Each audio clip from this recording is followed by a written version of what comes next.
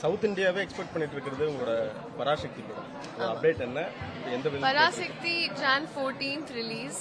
So என்னோட first Tamil படம்.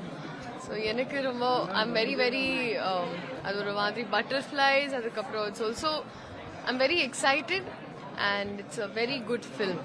ஜனநாயகன் படம் வந்து நீங்க நடிச்ச தெலுங்குல பகவந்த் கேசரி படத்தோட ரீமேக்னு சொல்றாங்க. இது கேள்விப்பட்டீங்களா? எனக்கு தெரியல, but I'm also a huge fan, but I'm looking forward to the films. Yes.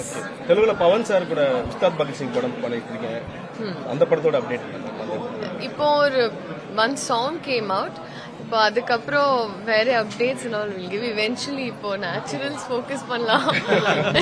பாவம் ஹாலிவுட் அதுக்கப்புறம் இப்போ பாலிவுட் போறதா ஒரு தகவல். ஆமா, நீங்க வேற ஃப்ளோல தான் இருக்கீங்க. இல்ல, பட் அதெல்லாம் I'll give proper updates.